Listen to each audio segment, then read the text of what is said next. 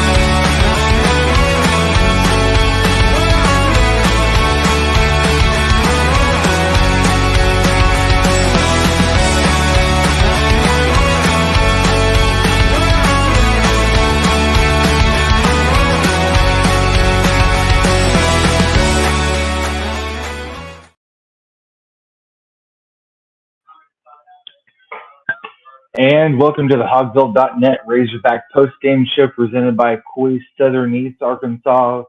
I'm going to tell you, Drake, man, it was a heartbreaker tonight. They lost 27-20 on the road to Ole Miss. It was kind of a tale of two halves where the first half you felt like Arkansas really couldn't get anything going. Neither could Ole Miss for that matter. And then you turn it around and then you start to see some signs of life. It was like somebody went in there and kind of gave the offense CPR. I know that Sam made some adjustments. We'll talk about that here in a moment. Everybody throw your comments and, questions, thoughts, whatever you got. We're going to go through it here, sort it out. It was kind of a tough game tonight. I know we got some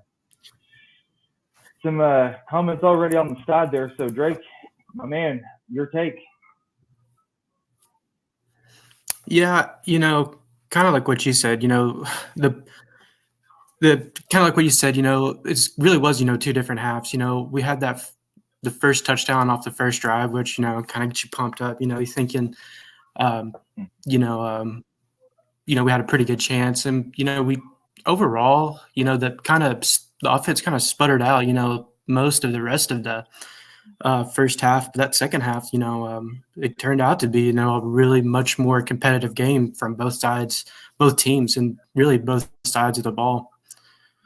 One of the things that I noticed too is that Danny kind of abandoned the run there in the second half and went almost strictly pass pro because honestly there wasn't a lot working other than KJ because, you look at the totals. They got 3 rushers for 29 carries.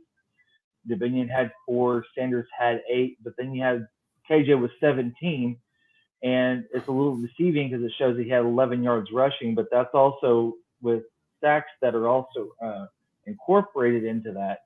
And the sack adjustment total was for 69 yards, so really he had 80 yards rushing. His long was 16. So, that's a little deceiving. KJ went 25 of 39 for 252, had 2 touchdowns, but he had the backbreakers. He had those interceptions, and the one that sealed the deal for the Razorbacks' fate at the end of the game, man, I'm telling you, it was really tough tonight. Yeah, for sure. And that was something, you said about the run game. I even noticed that earlier in the game. And it's so weird to see, the offense, totally abandoned the run game because, the last few years, that was bread and butter, which was, I don't know, it's not necessarily our identity, but, at the end of the day, it kind of worked, and I thought, our pass pro looked in the second half, looked a bit better when they got, the original line out there, I thought. Again, though, I don't know. It just wasn't enough, I guess. I don't know if Pat Curtis was either missing calls or what, but I noticed that there was a few different times where you had Bo Limmer that was lined up right beside him on that left side there, and left side there, and they would motion to something, and then he would motion to something, and somebody would tell him, no, that's where your middle linebacker is. That's where you need to be. And I wonder if that had to do with something, because I know with them changing in the second half, I know that was one of the things that KJ and Sam both talked about this week during the press conferences, of getting comfortable, making the right line calls, making sure that you're getting to the spots that you need to. And I don't know if it just wasn't working. They may have seen something that said, hey, we need to go ahead and switch it up now. And you have to look at the way that entire second quarter went, that it was apparent there needed to be something changed. And for the life of me, I guess, going back to like you said, the original starting five in their spots really started to kind of pick up a little bit of steam. And one of the things I think that killed the Razorbacks tonight too was being able, again, to get inside the 20, but only coming away with 3 points. I'll be writing about that tonight and a little bit more in depth, and kind of zeroing in on, I wouldn't say they kind of could have, should have, would have, but how that's affecting them at the end of the day on the scoreboard. Yeah. But I said this last week, you can't make your living off 3 points at a time. It's so frustrating to, watch them drive. I can't remember. I can pull it up, I guess. But, watching them drive down to the red zone 3 or 4 times maybe, and then coming away with, a field goal. It's so frustrating. They did look a little bit better tonight. I feel like I don't know. There was that one play. It was from the 9-yard line, and they did the let KJ rush it, which I didn't quite understand, and we had to kick another field goal. It's just the red zone management. It's almost kind of, I don't know. It's kind of ridiculous to laughable. Yeah, it's laughable. I'm telling you. Yeah, and I will say this though. We did. There was that one play, the 4th and 1. I can't remember what part on the field though. They did do the tush push, and it did work, as much as I hate saying the tush push. So that was third down too, with that matter. Yeah, third down. It's kind of like, all right, finally, okay. It's like you've only been seeing it run the last 5 weeks. I'm going to throw a PSA out there really quick, Drake. Go for it. For everybody out in Hogville that's watching, everybody on Facebook, Twitter, any platform that you're on, do not, I'm not asking you, I'm not telling you, I'm just advising you. Nothing good comes from emailing a coach. Nothing good comes from the coach emailing you back. That's been a point of contention this week with Dan Enos. I don't know why a coach would sit there and answer an email, not only an email, but more than one email from one person, if not multiple people. I've seen things where there's been a couple of people that this has happened to, but I can't speak for that myself. I know for sure one, but like I said, I'm advising you, nothing good comes from emailing a coach. And also, if they email them back, you get an email back, don't get into that. Just steer clear of it. Swayze Hog tonight, a little redeemable from the squad. Yeah, I think it was. And one of the things, Drake, that I told you before we came on was, I think tonight, the last couple of weeks, it felt like it was more of a gut punch, and tonight it was more of a kick to the midsection. Yeah, something like that verbiage. Yeah. Yeah. It's, tonight was really, I would say, the first glimpse you saw, they were up 24-20 and they're going down the field, and then that last little interception was just a kick right to the midsection, like you said. Yeah. Yeah, it's like, Arkansas, finally got that glimpse, that last possession you could go down there and score, but, came up short on that. Looked a little bit more better, a little more competitive overall, I would say. It is what I guess. Yeah, and I have to put on here Steve-O. Enos isn't it? I'm sorry. You got to kind of roll with what you got with right now. I don't know. I don't see that there would be a change made at this point, and the reason why, one, they're still playing. They're still playing hard. Think about this second for Drake, just for a second, Drake. So back the last time Arkansas made a double-digit comeback on the road, which they almost did tonight, was 2017 at Ole Miss. There was some history behind it that was kind of propelling them into that category. They did have a chance. They did have a chance. And I think that's what's so frustrating is that they keep giving us, I wouldn't say that false sense of hope, but we still have that hope that we're holding out, and it just doesn't happen. Yeah. And it's interesting that, like you're saying about the history part of it is, and, like 2017 was the last time we did that, and it was at Ole Miss. And, Ole Miss is definitely one of those teams we play, especially in the last few years, where every year it's close. This year was 7 points. It's always one of those games that are just super competitive. This was a team that last week put up over 700 yards of offense on LSU. Another top 25 team, which is ridiculous. Yeah. Arkansas went in there today and held them to, let me pull it up real 349. quick. 349. So yeah, I would say being able to do that, it just shows you, I don't know, there's, history repeats itself, and it seems like Ole Miss is always one of those teams, and LSU too. A couple of weeks ago, barely lost to them. It's just, I don't know, it repeats itself. It's always just super close games. Two things that really stuck out to me, Drake, tonight, and I know that Chuck Barrett had talked to Sam about this before the game. I was listening to the pregame a little bit. Was that Arkansas had to have chunk plays tonight, and they had to have those plays to get themselves set up, good field position, kind of a psyche killer for the Ole Miss defense. And really, Arkansas didn't have that. Their largest chunk play was from Ty Washington for 34 yards. And then you had a couple, Ruckett had a 20-yard reception, and then Andrew Armstrong had a 21-yard reception. But you really didn't see that you didn't see it on the ground at all.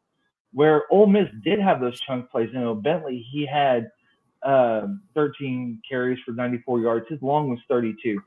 Then you had Quinshad Junkins that he had 18 carries for 65, and his long was 34. And that was the one where Jaden Johnson was able to run him down, almost popped the ball out, but didn't. Yeah. One of the things that did stick out to me is that, Jackson Dart did get hurt in the first half. Lane talked about it and said, he's hurt, but he's able to move. He should be able to make the throws. He only had 153 yards through the air tonight with the touchdown. That was it.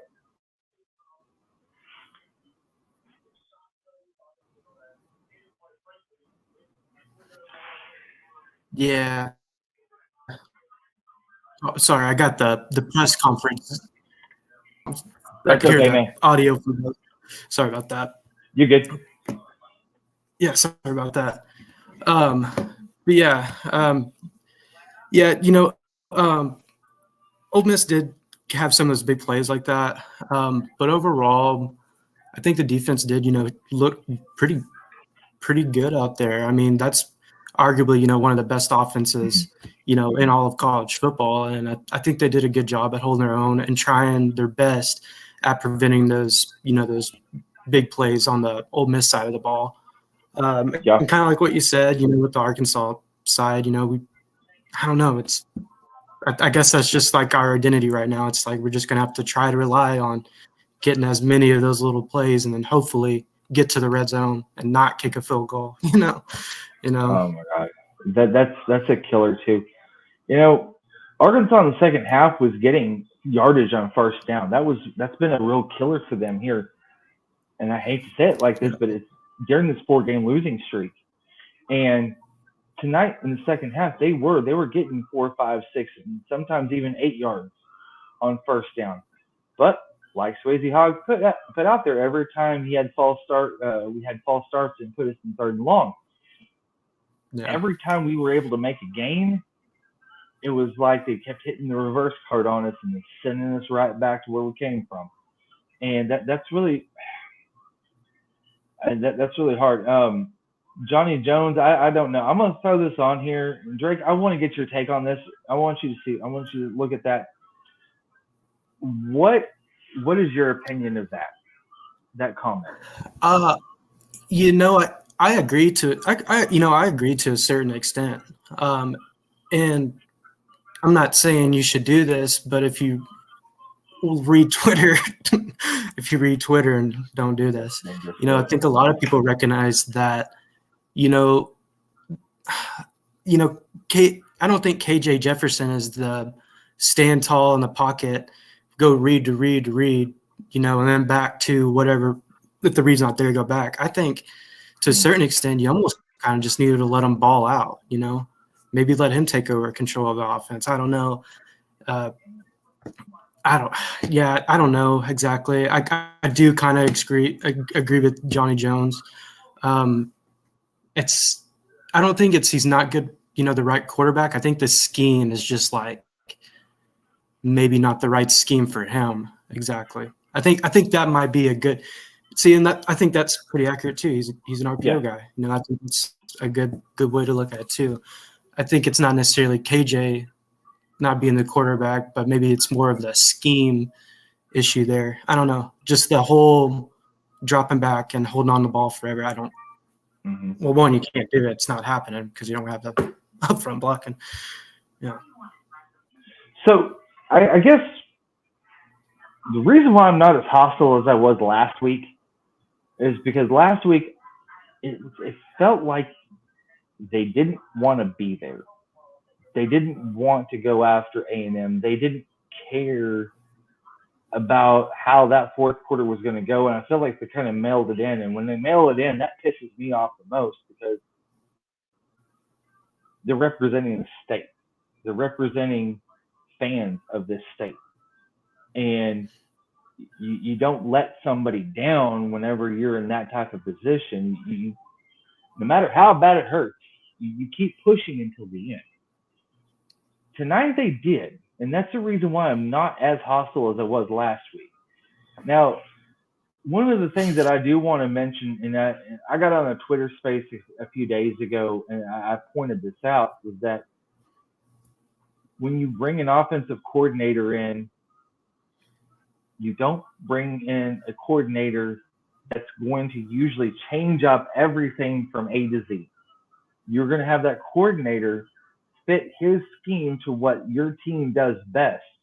Then, over the next couple of years, you start to turn that scheme around to what that OC wants it to be. Right. Bob Stoops, for instance, when he had Josh Heupel, they could not stop throwing the ball around the yard. And then guess what happened?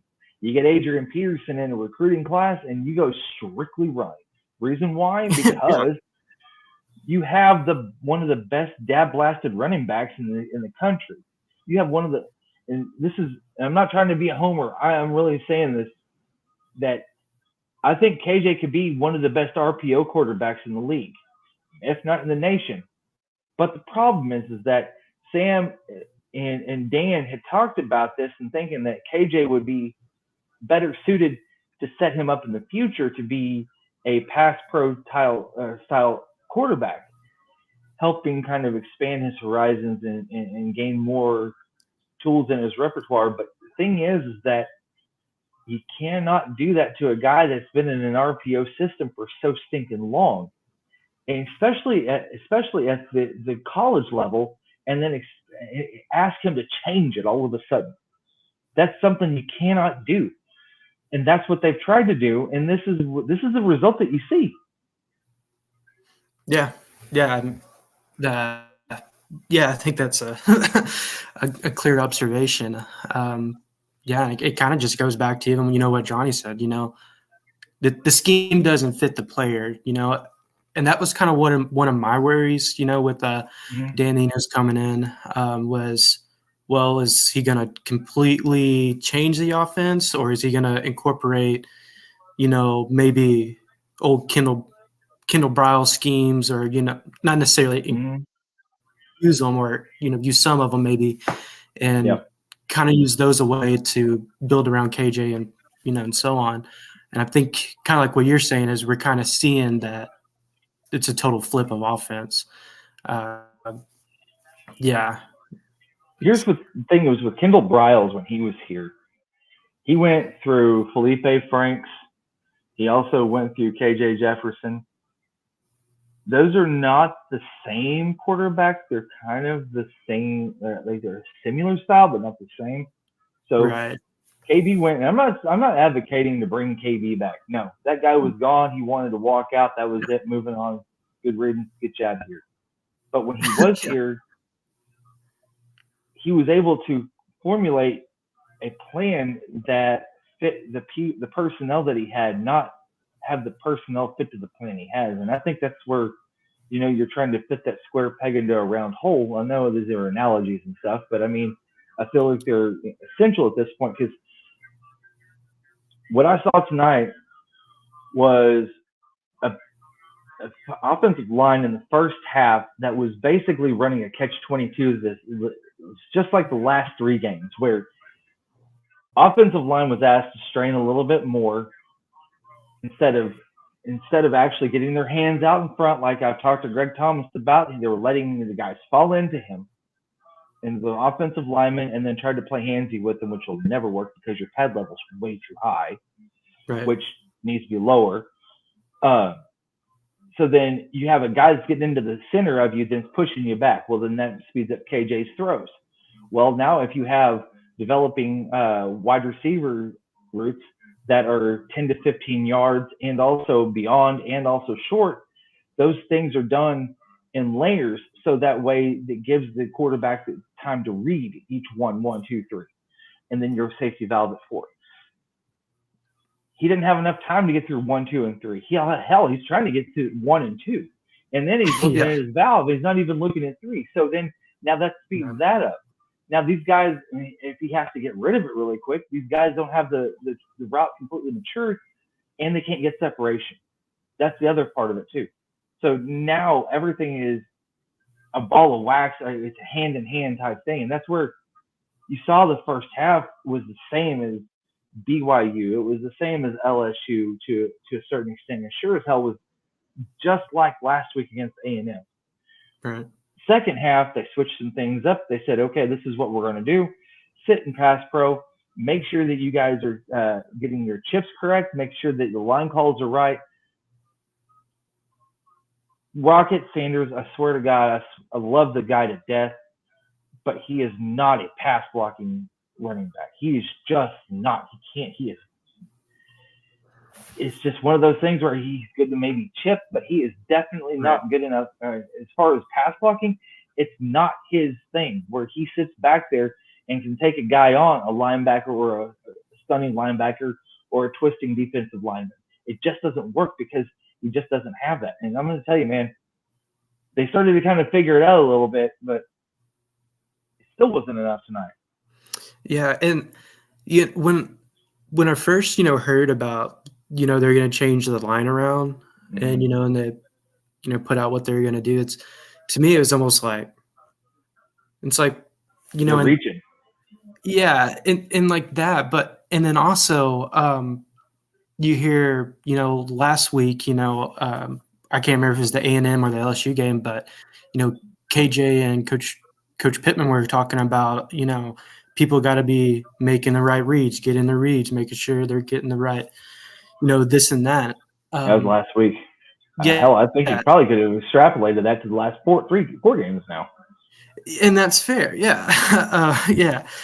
So to me, when I heard that they're going to change it up, it was like, well, if your main unit has already got all these misreads and missed blocks and stuff, and then you're going to use the same guys but shuffle them, I mean, that doesn't make sense if they're already not making the right read or what have you. So it's kind of just interesting to me, as I didn't necessarily get it. I mean, obviously it didn't work, I guess, since they changed back in the second half. Yeah, I don't know necessarily.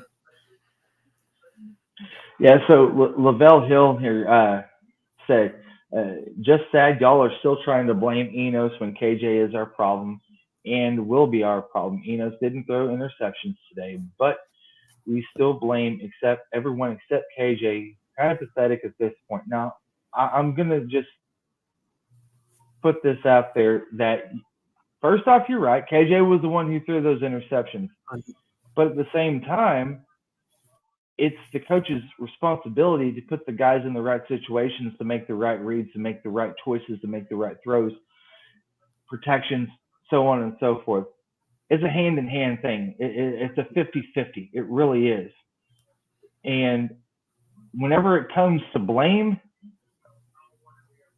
the quarterback gets blamed the most because he's the quarterback. I was explaining this to my daughter earlier tonight, that she asked me, she's like, Dad, why does everybody bust on KJ so much? I said, because he is the guy on offense that handles the ball every time the ball is snapped. It is his responsibility to get it out there and get it to the right spots. Now, it's also the coach's responsibility to get them into the right spots too. So, like I said, it's a 50-50. And whenever you have a plate of blame, it's easy to share it to everybody, but also whenever you have a plate of credit, it's really easy to give it to one person. And I think tonight, everybody's more disappointed than they are mad and hurt, because you really felt like that this was a thing. This was a game that was reachable. This was attainable. This was something that they could get past the hump on, and it still didn't happen. Yeah, pretty much like what you said. Like you said, more people are hurt today, I think, than blaming anybody. Yeah, that last interception obviously killed the game.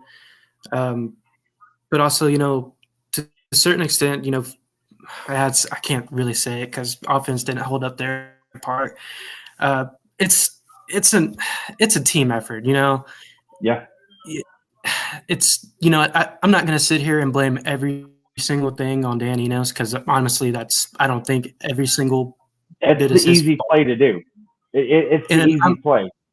And I'm not going to sit here and blame everything on KJ or the offensive line. Everything's a whole unit. We need the offensive line up front. We need them to block, make sure they're getting their blocks. And like you said, we need to make sure Rocket Sanders is getting his blocks and pass protection. And then, gosh, KJ, don't throw an interception. It's really hard for me to say things like that, because I don't know. It's just how football is. It's a team effort all around. At the end of the day, it's like, well, you let them score 27 points, even though that's not necessarily right, because the defense did play their freaking butts off tonight and kept that game close to where it needed to be for the offense to win. One of the things that I'm looking forward to, and I'm really hoping that it's nothing serious. You saw him walk off the field there in the first half, was Chris Paul. I don't know if it was. I'm about 100% sure it was a neck injury, because if it was, the first thing they're doing is they're stabilizing, they're putting the C-collar on, and then they're toting him off the field. So I feel like it wasn't a neck injury. I think it was more either back or stinger. And if it was back, again, I think they're probably going to stabilize and pick and cart him off. So I think it might have been something to do with, because you saw his head as he went down, his head kind of tilted to the left just a little bit, or the right, sorry, and his hands weren't able to kind of brace the fall. His head and neck and back kind of took the brunt of the fall whenever he started to slide over the Ole Miss player. So yeah, it was a super awkward. And I felt encouraged by the fact that he ran off, or well, not ran off. He was helped off by two trainers, but I felt a little bit more encouraged. It wasn't kind of like with John's situation last weekend where he was carted off and you didn't know exactly what was going on there. But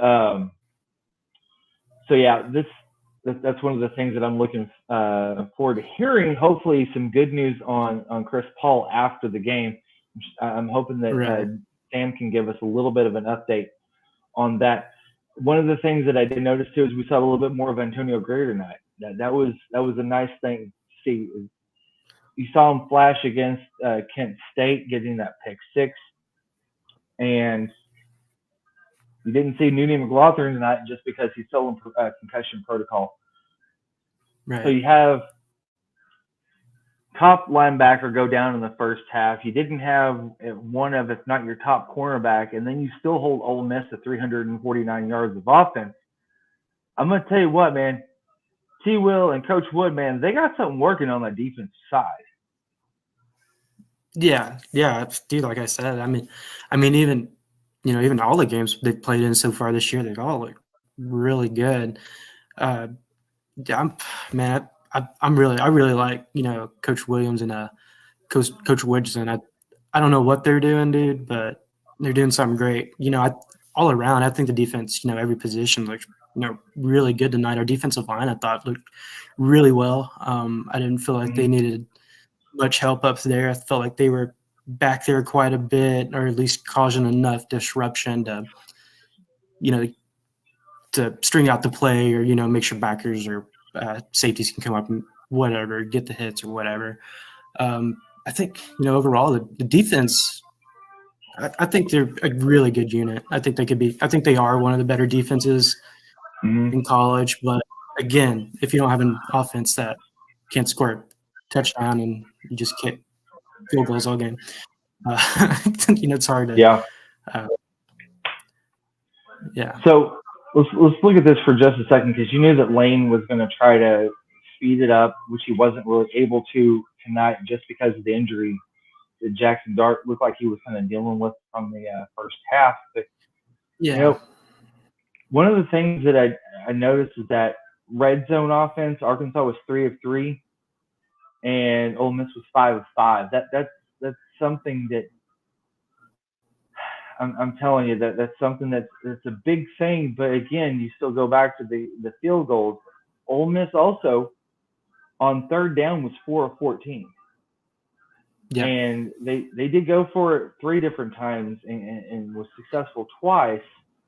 Now the one that was notable that they did not succeed on was when Malik Chavis come up through the middle on that 4th and 4. Yeah. And set Arkansas up again for great field position to be able to go in and score. And what happens? They stall out inside the 10. They have to kick a field goal. It's maddening to this point. Yeah, the defense just keeps. They put them in quite a few situations where they should have either scored a touchdown or at least put points on the board. It's just kind of been irritating at this point, I guess, to say the least. Yeah. So, we actually went over the time lot that I thought that we would actually have a stretch to get to. I thought that we were just going to do a 30-minute and get out of here, but we've been doing this now for about 36 minutes now. What to say? No, there has been, and I really appreciate everybody's comments. And I'm not going to sit there and I'm not going to dog anybody for their opinion, because it's yours and we value it. Because if you guys don't give us your opinions and your thoughts, then we don't get on here. And so I know that Otis has talked about it, and Dudley's talked about it, Marty's talked about it, Greg's talked about it. So we want to thank everybody, honestly, that come on here and chat it up with us, because we can't show that we're fans, but you also know that there's a vested interest, because if not, then we're not doing this. So, and like, Right. and even with Lavelle and his comments, that those are his thoughts, and that's fine, because if we don't have those differing opinions, then we don't have a good conversation. And so that's why I like to have all the back and forth with the fans and that get on here and talk to us. And so I really appreciate you guys coming on here, because if anything, it's a vent session, because Lord knows that there's going to be other groups and whatnot that are going to put it out. They're going to put their own post games out there. But I want to thank everybody that has jumped on with us tonight, because you guys make what we do possible. So I want to thank you all for that. Also want to thank Coy Southern Eats. You can find all the great products in Central Arkansas. You can also find them in Northwest Arkansas, and Amazon at coysouthern.com as well. So, Drake, let's do a quick little preview real quick, because we're staring down the barrel of Nick Saban next week. And Jalen Milroe decided to find his arm this afternoon, and threw for a career high, I do believe, was 321 yards and either 3 or 4 touchdowns, and a huge win against Texas A&M at Texas A&M today. Yeah, that's it. It's funny every season, when Alabama hasn't lived up to their national championship selves in the last few years, people kind of discredit them. But dude, Alabama every single year, I mean, they have a team that if they don't play in the college football playoff, they're right outside of it. Even at their worst, they are still a top 10 team, which is ridiculous. So I never get that. Going to Tuscaloosa next week and playing there, which I'm not saying you can't win there because Texas did it. That's kind of cool. Kind of gave me a bad taste in my mouth that I said that. No, Texas. Okay, good. Thank you, because I was just about to say I've never heard of the words Texas and University of Texas Longhorn football and cool in the same sentence, and not get this god awful feeling in my gut. Yeah, I hope my mom doesn't see this and disowns me. Sorry, tangent. Anyways, that's just a insanely hard place to win. I would be interested to see what the percentages of the win, of how many times people win there, but it's 5% maybe. It's like you said, staring down the barrel. Mm-hmm. One of the notes that I want to make too is that Alabama has been extremely dominant at home. The last couple have losses that they've had on the road at A&M, on the road at Tennessee. But you catch them at home, and that's where they thrive. But the thing is that this is what this Nick Saban 2023 team's MO has been. We don't have the best players at the skill positions that a lot of folks have, but we do have a lot of 5-stars or a lot of great athletes at different positions. And so what we're going to do is we're going to make this a rock fight, and we're going to wear you down. And then our other positions will be able to overcome some of the shortcomings in the skill positions.